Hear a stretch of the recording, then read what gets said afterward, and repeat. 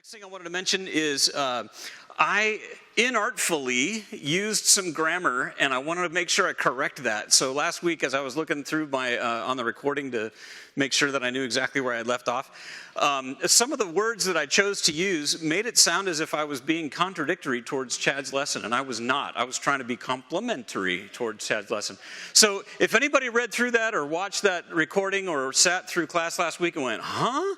What I was trying to say is that there is a section there that we read about blotting out one's name from the book of life that agrees with Chad's lesson, and I do too. The point is, wait a second, how could you blot somebody's name out of the book of life if once saved, always saved is a thing? And so Chad's lesson from a couple of weeks back was on that very topic in Romans chapter 11. And I was pointing out that it completely obliterates the idea of once saved, always saved. And instead, I think I said something like that obliterates what Chad just said last week. Anyway, so I'm correcting that. Let's see. Last thing, I hope you stick around, not only for this class, but also for the graduates. For next week, because after class, I hear a rumor that every graduate gets $100,000 and a new car. So, kind of cool, right? So we got to see that. Yeah. All right. Let me try to fast forward without breaking it this time. Where we left off last week. So we were talking about the presence of God. So remember this whole conversation, right? So God, the presence of God was going to go with them because God originally had said, I'm going to go with you and I'm going to send an angel. And then after they messed up and did the golden calf thing, then it was, I'm not going to go with you. It's just my presence that's going to go with you. And so then Moses has this conversation with God where they work this out and have this idea of, well, please, Lord, what are we going to do if you don't go with us? And he says, okay, I'll send my presence to go with you. And after his presence goes through there, he then asks another thing, which is, then let the Lord go with us. Even after God said, okay, I will do as you ask. My presence will go with you. I will go with you. The angel will go ahead of you. And then this in verses 8 and 9. Oh, Lord, if I've found favor in your eyes, then let the Lord go with us. Who's he talking about here? God had already said, yeah, I'm going with you.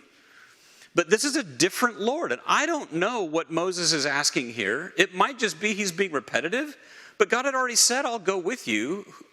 I don't know who he's asking for now, other than by using this term Adonai, which is the lowercase Lord, using Adonai and saying, well, can Adonai come with us too? That's the same term that's used over and over again, not just generically for someone above you in stature, but that's the term that David and Paul and many others use for Jesus. So I thought that was interesting. It's certainly worthy of additional study. But here's another point I wanted to make on that. The reason I brought that back up this morning from an extension of our conversation from last week. Okay, so the Jews had this idea. We've just gone through Exodus chapters 19 through 23. The Jews have had this idea for a long time that's well documented. The rabbinical texts all point out the fact that the law came from angels.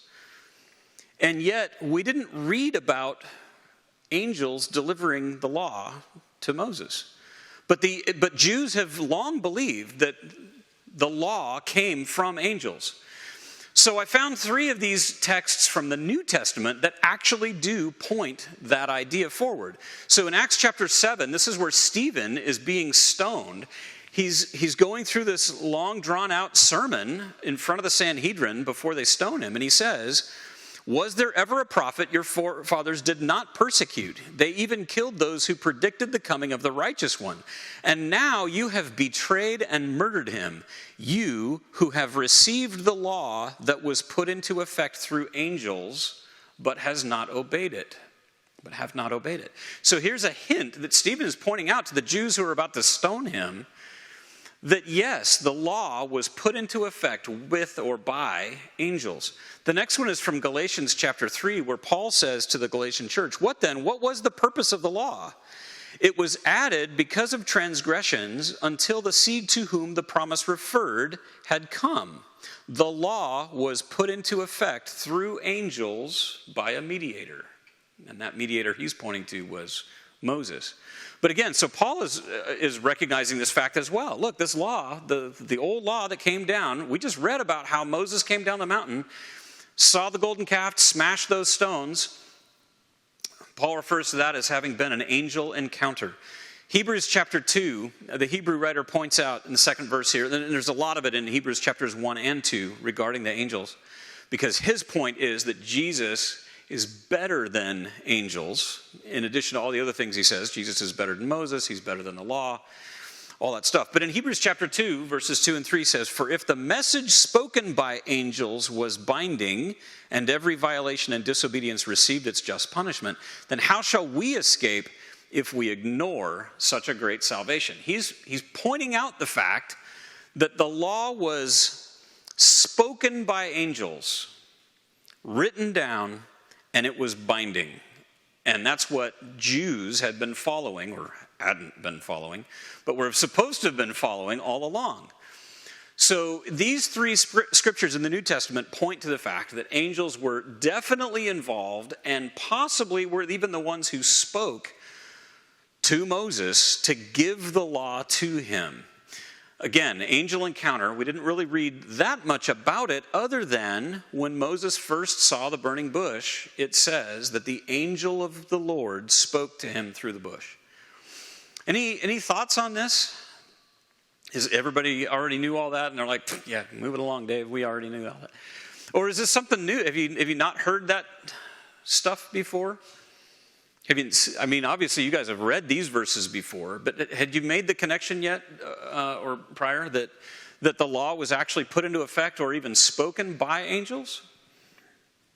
It's interesting to me. Be something I'd stick on there and would definitely get into in a future study to know more about. So they had something to do with God speaking and having the written word placed in the hands of men. All right, so the next two that were on our list, two stories that I want to dig into that talk about, so these are other angel encounters. Cora's rebellion. Who remembers Cora's rebellion? There's a lot of stuff as you go through the book of Numbers. We've gone past Exodus. Let me ask this question. How many people were sent into the promised land to spy it out?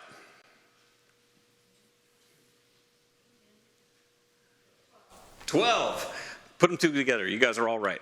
Yes, 10 and 2 are 12. Yes. So 12 spies went into the promised land. How many came out and gave a good report? 2 came out and gave a good report. Nice. How long did the Israelites have to wander through the wilderness? 40. Okay, so those are a whole bunch of numbers. Now you know what the book of Numbers is all about. It's all about the wandering through the wilderness for 40 years. I know it's corny, but that's how I learned it a long time ago.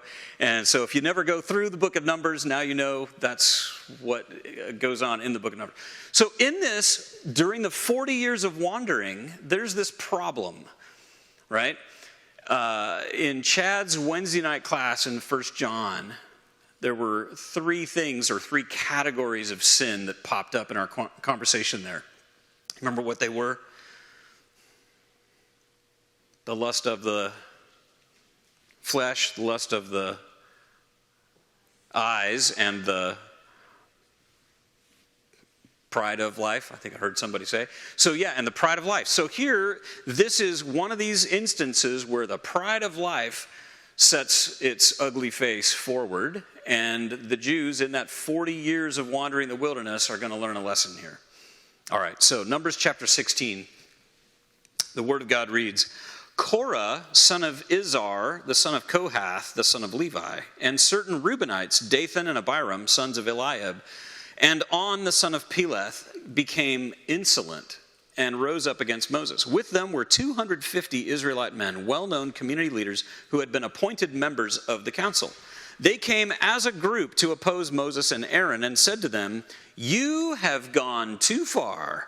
The whole community is holy, every one of them, and the Lord is with them. Why then do you set yourselves above the Lord's assembly?" When Moses heard this, he fell face down. Then he said to Cora and all the followers, "In the morning the Lord will show who belongs to him and who is holy, and he will have that person come near him. The man he chooses, he will cause to come near him.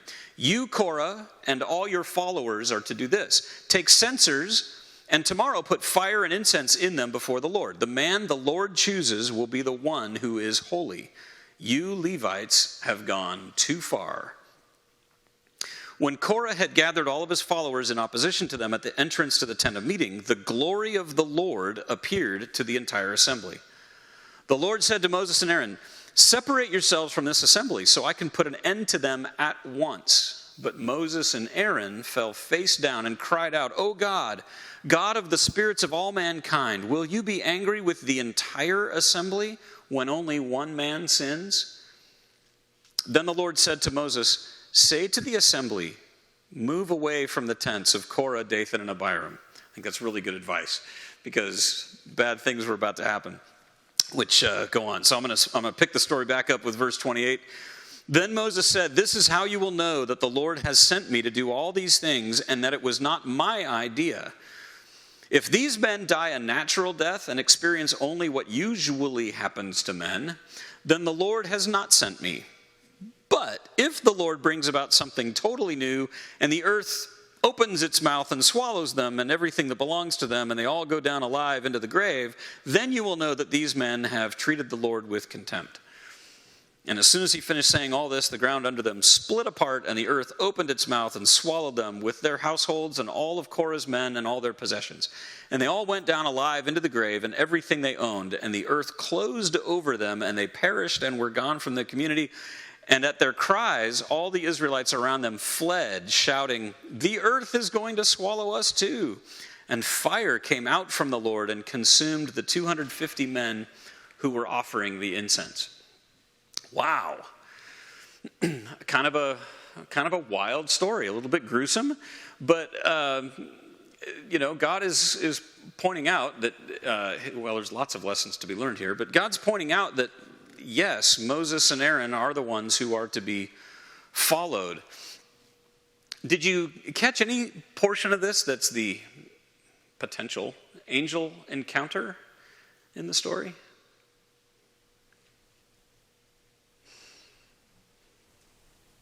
It's not really that bold. It doesn't actually say the angel. I think maybe, verse 19, the glory of the Lord appeared to the entire assembly. This glory of the Lord. Remember when God said, when you're traveling through, right? My presence will go before you, the pillar of cloud by day and the pillar of fire by night. And then it said that God's glory left them and went in between them and the Egyptian army for that night when they crossed over the Red Sea. So maybe that's what it means when it says that the glory of the Lord appeared to them, and then all of this stuff was done to Cora and his men.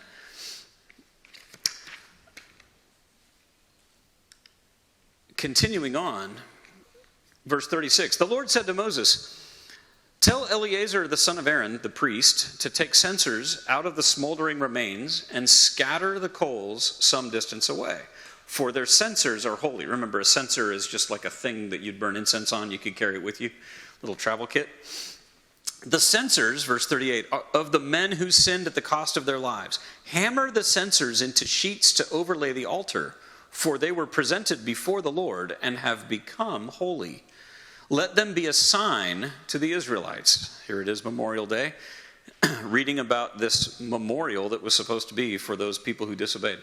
Verse 39, "So Eleazar the priest collected the bronze censers brought by those who had been burned up, and he had all of them hammered out to overlay the altar as the Lord had directed him through Moses. This was to remind the Israelites that no one except a descendant of Aaron should come to burn incense before the Lord, or he would become like Cora and his followers. Verse 41, the next day, the whole Israelite community grumbled against Moses and Aaron. You have killed the Lord's people, they said.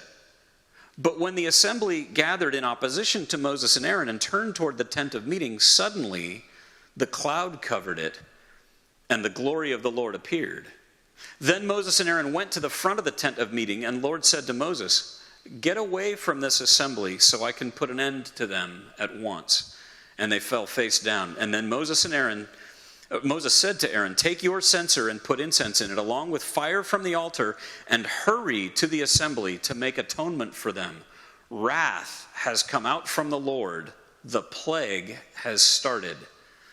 So Aaron did as Moses said and ran into the midst of the assembly. The plague had already started among the people, but Aaron offered the incense and made atonement for them.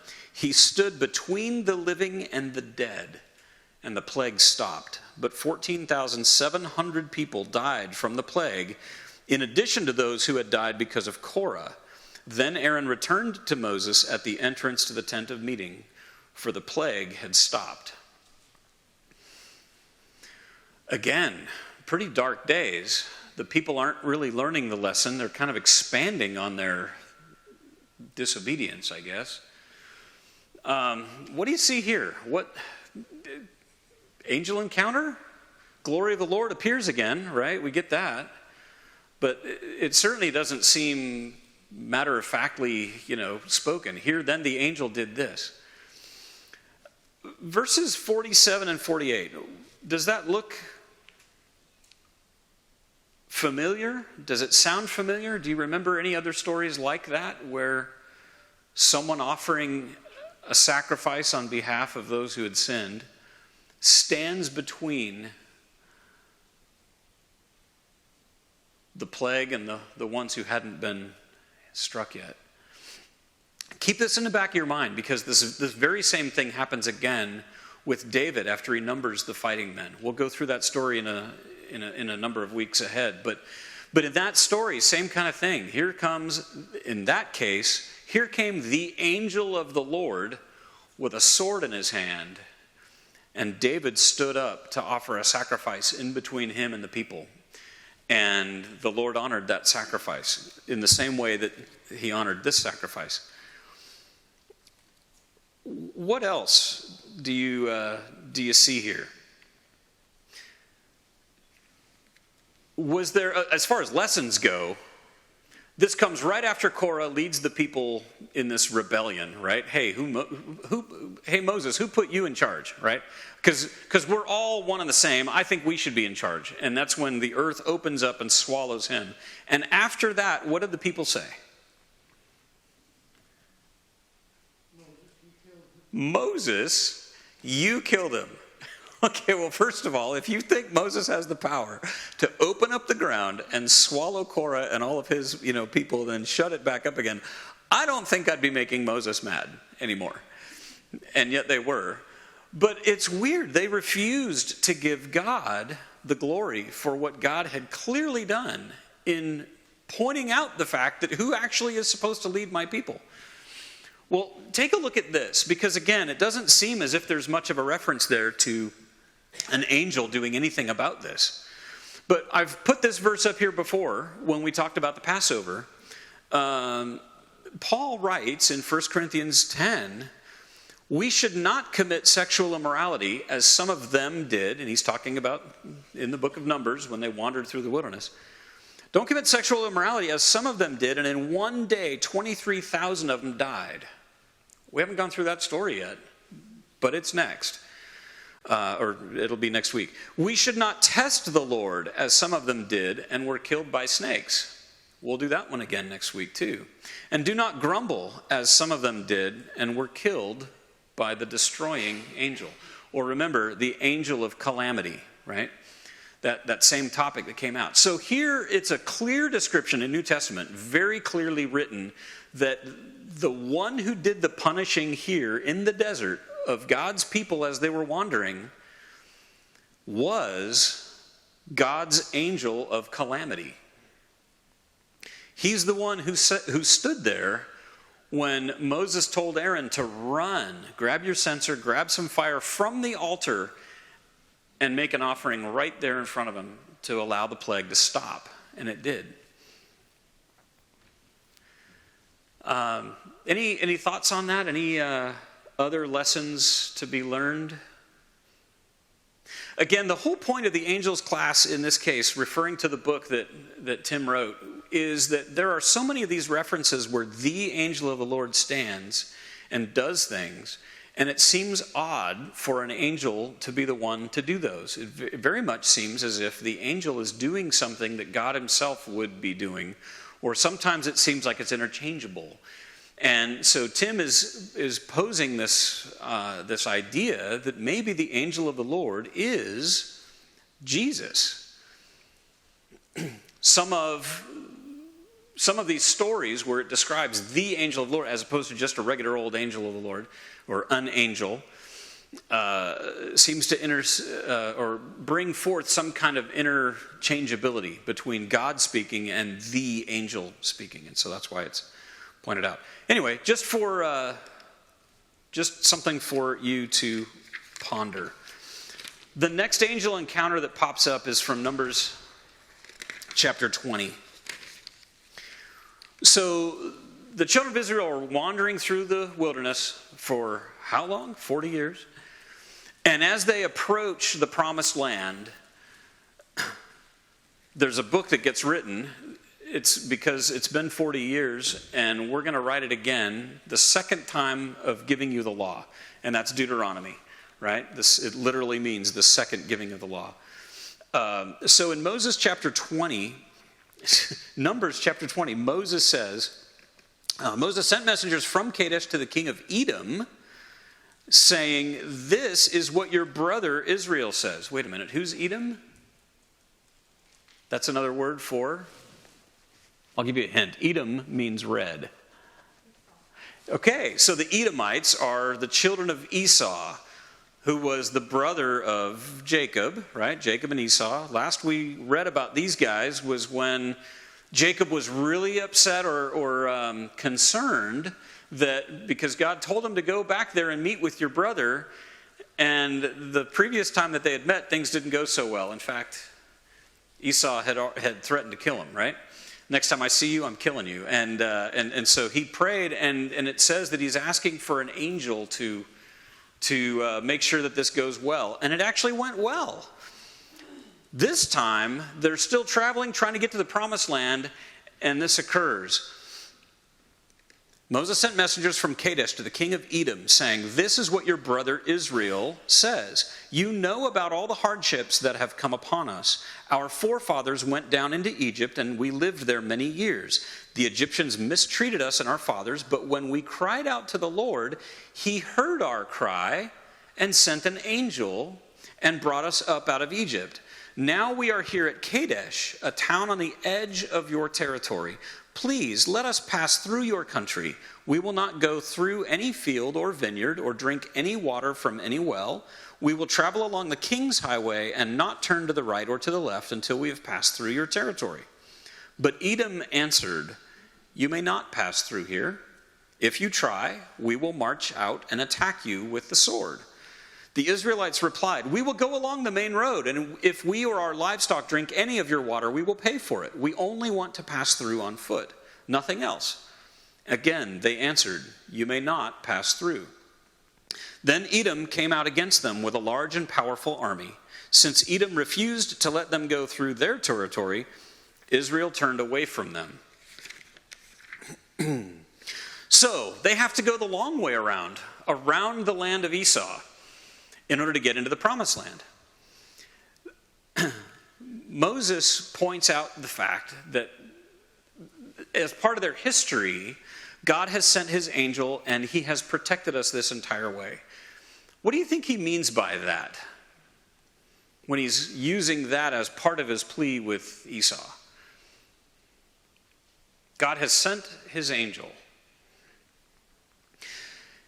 Is it kind of a veiled threat of, look, you don't want to mess with us because God sent his angel and you definitely don't want to stand up against that angel? Do you think that's what he's saying?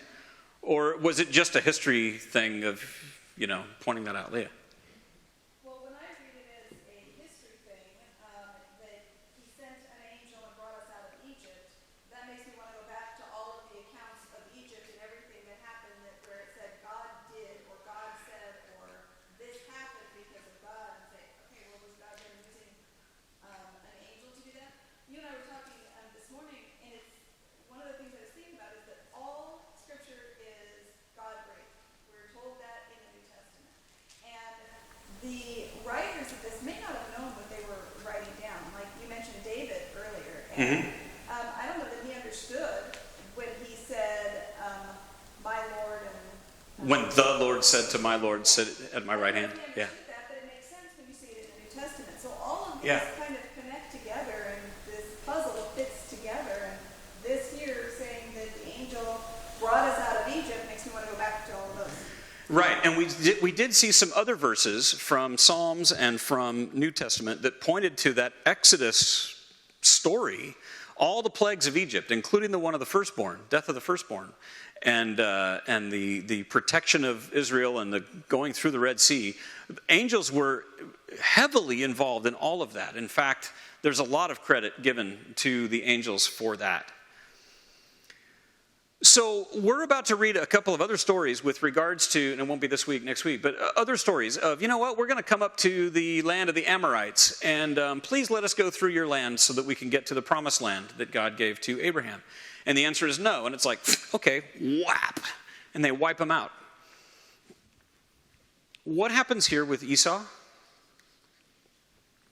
Does he wipe them out? Do they go right through them and say, well, we tried to do this the easy way, but you're going to make it do it the hard way, therefore we're just going to... No. Let me ask another question. What was Esau's inheritance? He didn't get one. What do you mean? He's the firstborn son. He sold it, didn't he? Right? Both the inheritance and the birthright. Esau sold it out. So does he have any land? And yet, here's his land.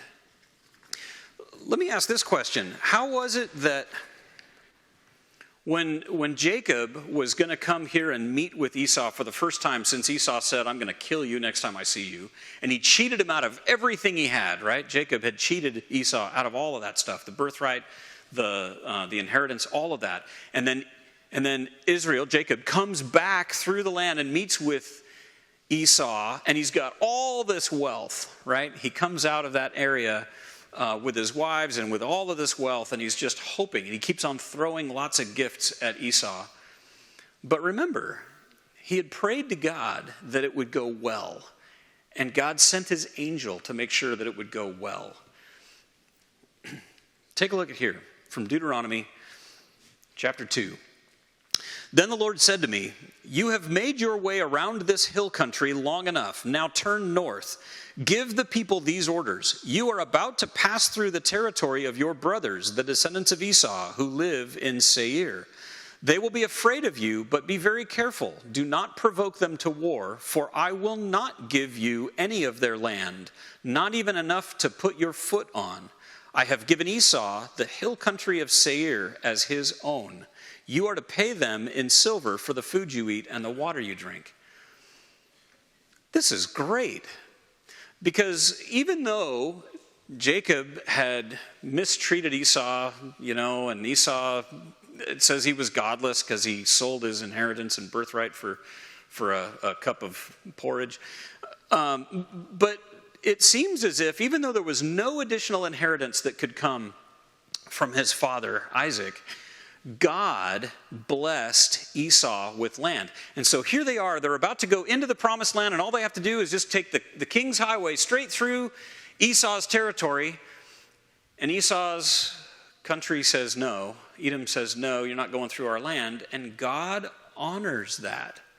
They don't wipe out Edom. He honors that. They walk around. As part of Israel's punishment, they continue to wander the full 40 years. They wander all the way around. And then here in Deuteronomy, where he says, okay, you guys have gone around the territory of Esau long enough.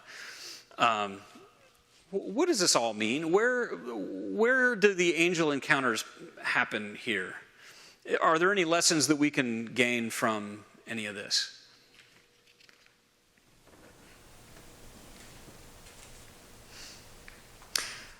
I find it fascinating that even though he didn't get an inheritance, maybe God granting Esau this land is a way of making sure there was peace when the two brothers met. That's a great way of causing peace between the two brothers, which is why Esau said, you know what, it's no big deal. It's no big deal. I've got enough land, and God has richly blessed us with lots of stuff, so don't even worry about what happened to you before. Isn't that great? To think that God would have blessed him anyway and continued to allow him to prosper so that there would not be hostility between the two. I love that idea because God could do all kinds of things, great things. Leah? You asked how we can apply it to ourselves. Yeah. The fact that Esau recognized it came from God, he could have been a bitter man and said, I didn't get any blessing from my father, God didn't help me at all, and I had to work and work and work and work, and now I have this, and it's still your fault that I had to work so hard. Instead, he recognized the blessing from God, and I think that's something that when we don't get what we want, and we go a different direction, we're like, I had to work. And in reality, going that different direction might be a blessing from God. And even if that was not God's intention, what harm does it do us to go, I've been blessed? Yeah, by God. Yes. Exactly. So again, with all of this, I only frame this underneath this umbrella of he asked for the angel's help. He asked for the angel's protection. God said he would give one to him. And maybe this is how that whole thing came down, to where there was peace between the brothers. And now, even though God had promised them to get into the promised land, they're going around Edom out of respect for that blessing that God gave to Esau.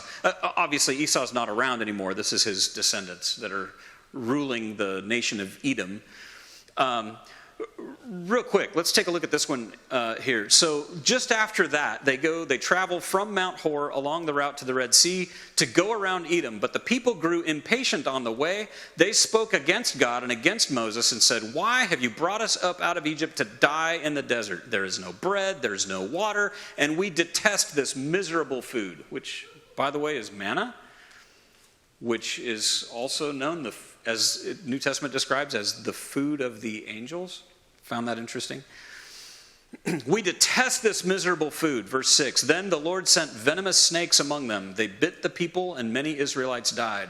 The people came to Moses and said, we sinned when we spoke against the Lord and against you. Now pray that the Lord will take the snakes away from us. So Moses prayed for the people. And the Lord said to Moses, make a snake and put it up on a pole. Anyone who's bitten can look at it and live. Then Moses made a bronze snake and put it up on a pole. And when anyone was bitten by a snake and looked at the bronze snake, he lived. Does that sound familiar? It should, from many reasons, right? So one is that reference that Paul had before from 1 Corinthians 10, verses 8 through 10. We should not commit sexual immorality as some of them did. And in one day, 23,000 of them died. That's going to be the story of Balaam and Balak. We're going to get to next week. We should not test the Lord as some of them did and were killed by snakes. That's this one right here. And do not grumble as some of them did and were killed by the destroying angel. So all three of these are here in consecutive order in Numbers chapters 16 through 25. He's using this reference. And I don't know if this destroying angel is overarching for all three of these that Paul mentions, or if he's only using that as the one. But I love this idea, lessons learned, looking at what God has declared. Okay, fine. Esau doesn't want you to travel through his land. You're not going through his land. You're going to walk around. And the people not being okay with that. People grumbling about that. Can't believe it. And all of a sudden, here come snakes. And they're just going to start biting everybody. And people are dying right and left. Right? Because they were attributing bad things. It's God's fault that we now have to go around Esau. Man. Again, lessons to be learned accept the punishments, accept God's blessings, be happy with what you have from God, and don't grumble against him. This idea of grumbling is a bad one. Other lessons that we can pull from this? What I noticed is that when Moses makes this serpent of brass, Yes. it does not get rid of the serpent. Exactly. And there is still a responsibility of the people to follow through with what was said, which is if you look upon the standard, you will live. So it was still the individual's choice. It was their choice to grumble in the first place and to blame God. And now it's their choice. If you want to wish to live, then this is what you need to do. Kind of like Christians today, if we wish to live, we need to be baptized. Well, and Jesus himself brings this one up and says, just as Moses lifted up the snake in the desert, so the Son of Man must be lifted up, that all who look to him, right? So it's all about making sure that in all three of these, it was about making sure that God provided a way out. Sin is going to hurt. You're going to get bit. I'm not taking the snakes away, but here's a solution. In the last one, with Cora's rebellion, here's a solution. I've provided Moses and Aaron to make the sacrifice, to make the plague stop. In this next one that we're going to read through with Balaam and Balak, there's also a solution that comes through. Actually, if you want, for extra credit, next week, read Numbers chapters 21 to 24. It's a long set, so we're not going to cover all the text here in class. But read those chapters, Numbers 21 through 24, and be prepared to talk about that story, because it's fascinating with regards to the angel. And I'll give you a hint. Not only is Jesus in this one with the snake lifted up, but this, I will call it a figure of Jesus, or the idea of Jesus as one who redeems, is in all three of these stories that Paul brings up here from 1 Corinthians 10. And they all have this angel thing too going on. So I just find it fascinating that all three work out like this. Stick around if you can for honoring of our graduates. And let's close this morning's study out with a prayer.